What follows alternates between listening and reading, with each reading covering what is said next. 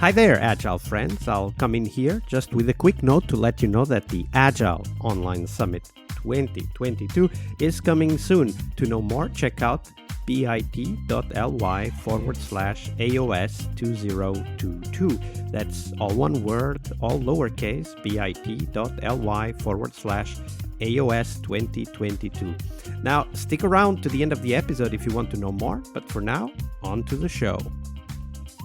Hello, everybody. Welcome to our Success Thursday. We're going to ask the question of the week from Shahin Sheidaei in a second. Hey, Shahin, welcome back.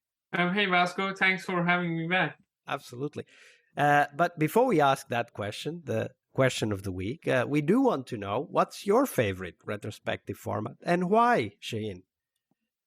So the retrospective format that I like is the facilitation to be flexible.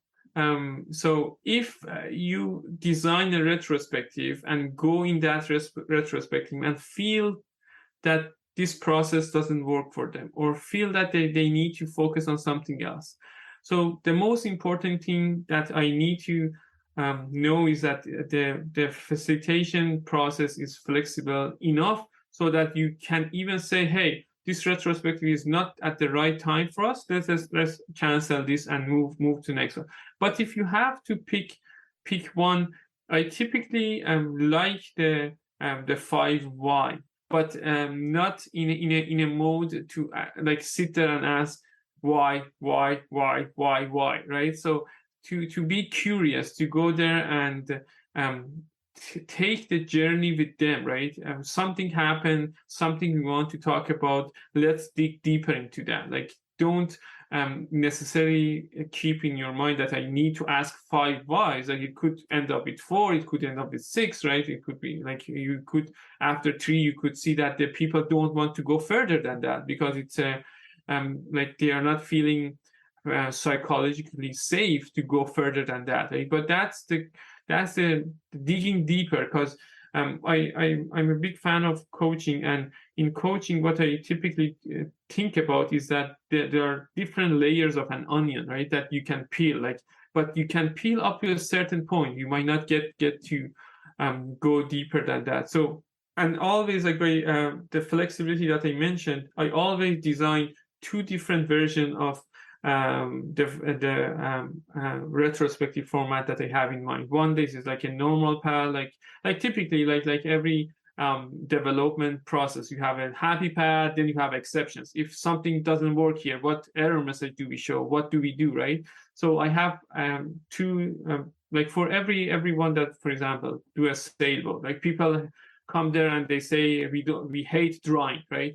I don't want to draw. Like, what do we do next, right? So what is that? Like, think about different exceptions that can happen and be ready for that, because the worst thing that could happen for a Scrum Master or could happen in terms of others, right, would be they come to a retrospective and they see that retrospective doesn't add value for them, right? Then they would be discouraged to come to the next one and next one and next one. Then they say, why do we have retrospective, right? And if they don't see value, you don't have to sell them on anything other than because I'm asking your manager to put you there, right? And then it won't be effective. It's just going to be a waste of time. Yeah, I really like that. Be flexible. Of course, pick a format. Right. And in your case, you talked about the 5 whys. I'll put the link in the show notes to an example of what that might be. Also, if you have a blog post, Shahin, do send it to me. I'll link it up on the show notes. But also be ready to change, right? Pick a format, be ready for the format, but also be ready to change. And obviously this comes with experience, and not everybody's got the experience yet, right? Like, we don't want to be like Shahin told us on the Monday episode. You have to have experience to be a project manager, but you can't be a project manager without having the certification. So we don't want that, right? Like, we want to try different things, but maybe we try things with a smaller team or a team we feel more comfortable with, and we try other things with other teams. But I think the aspect of being flexible and listening to what is going on, what are the conversations happening in the retrospective, and then being able to tack, to change direction and apply a different facilitation plan or strategy is really important for us as Scrum Masters, not just in retrospectives, obviously, right? In any meeting, Completely true. But the retro is a very important meeting, of course. Yeah. Let me quickly, I share an example of a facilitation lesson that I learned. It was in my early days of the Scrum Mastership. I was very proud. In a retrospective, I divided the team into two. I told them, you are team one, you are team two, and there was a great agile coach that was just observing, right? And I was so happy about the outcome. And after the meeting, I asked him, how did I do? I was happy to him to tell me you did great. He said, you did good, but I wouldn't pick the team myself. I let the group decide who goes on which team. And I was at that time, I was no, I know these people have things in common to talk to. These people are technical to talk to. But later I realized that I need to let the group self-organize and self-facilitate. And there are really good facilitation tools and techniques. There are good books out there that you can read. There are courses that you can take. But as a Scrum Master, you need to be a good facilitator. If you don't have that, invest into that. Yeah, absolutely. Be a good facilitator. And of course, that's very much apropos, because we are right now talking about what does it mean to be a great Scrum Master. So Shahin, share with us, what's your definition of success for a Scrum Master role?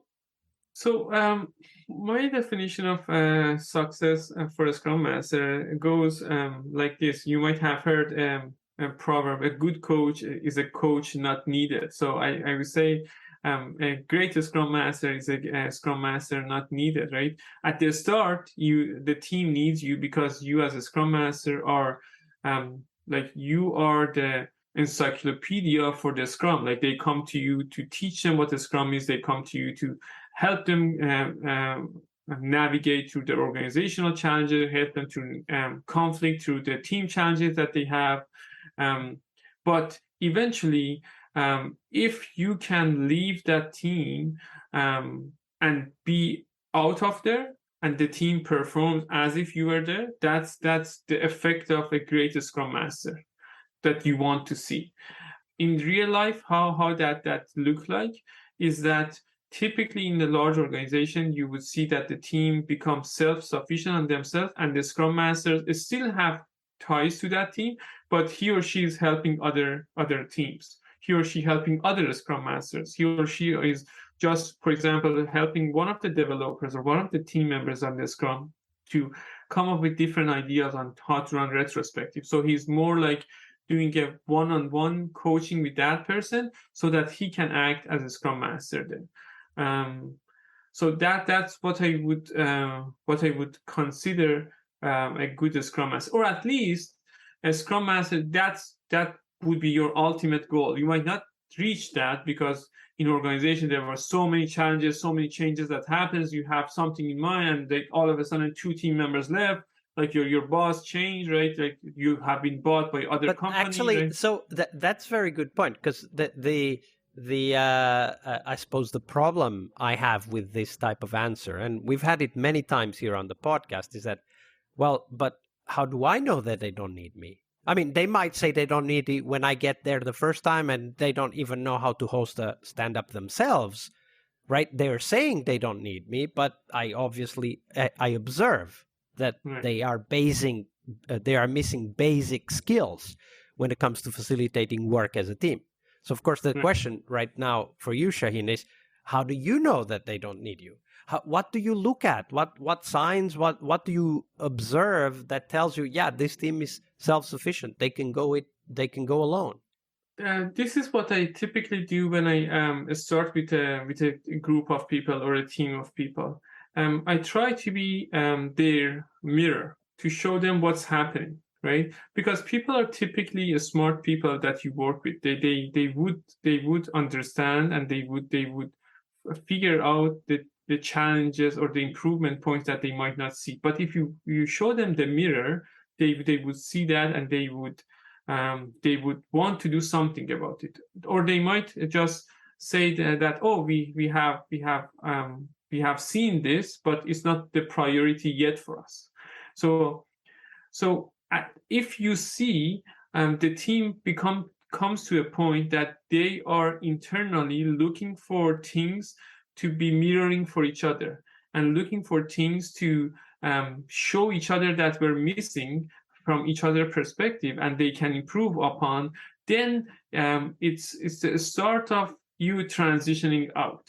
Like for this to happen, they need to trust each other. They need to value each other's input. They need to believe in what they are doing is what actually is improving themselves and not blaming each other. Like there are lots of things to be there as a basis, right? But when you see these kind of signs, it's a clue for you to leave, or a clue for you to start your finding your next place to help it. Yeah, absolutely. So that.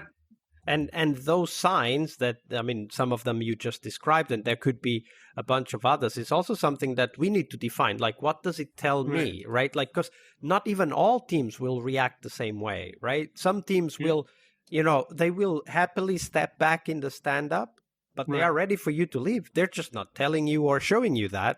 It's up to you to figure it out. And, one tip that I very often tell Scrum Masters is that on purpose, step out one day. Right, you have to go and run an errand in the city. You can't be at the stand-up. How do they act? Right? Do they pick up the problems? Do they start solving them? Right? And so it's important for us, if we do want to assess our success as not being needed anymore, which is how this conversation started, we do need to make an effort to evaluate those behaviors and also to put the team to a test, and not a test as in from a professor or authority perspective, but rather a test as in what happens, what do they go through, how do they talk to each other when I'm not there, right? Right. All right. Thank you very much for sharing that, Shahin. No problem. Hi there, Agile friends. Thank you for sticking around to know more about this year's Agile Online Summit. The summit will have 4 keynotes and 4 tracks you will not want to miss. The keynotes will touch on critical topics for us, from delivering on time to helping you to focus on sustainability. The 4 tracks are tools, so we'll focus on tools you need to excel at your job, but also your mission. We'll also have a track on sustainability, which is, of course, about people and their sustainable pace, but it's also about how do we bring sustainability to the products and the planet we inhabit. We'll have a 3rd track about happiness, talking about doing what we love and, most crucially, loving what we do. And finally, the 4th track will be live. It will be mostly hands-on sessions to help you roll up your sleeves together with the presenters. Oh, and we will also have a coaching clinic, as we usually do, organized to help you discuss and get inspired to solve the hardest challenges you face at work. This year, we'll have a special emphasis on interaction with your peers, so get your ticket and join the Slack at bit.ly/AOS 2022. As always, we have free tickets for anyone that wants to attend live, and the VIP tickets for those of you who want to keep the videos forever. So check them out at bit.ly/AOS 2022. I'll see you on the conference floor. Part of a successful Scrum Master job is to help the product owner. Tomorrow we explore that critical role in Scrum, the product owner role. Tune in to learn about product owner anti-patterns, what you can do to help the product owner, and a real-life example of what a great product owner is and what made it so. Tomorrow on our Friday Product Owner episode. See you tomorrow. We really hope you liked our show. And if you did, why not rate this podcast on Stitcher or iTunes? Share this podcast and let other Scrum Masters know about this valuable resource for their work. Remember that sharing is caring.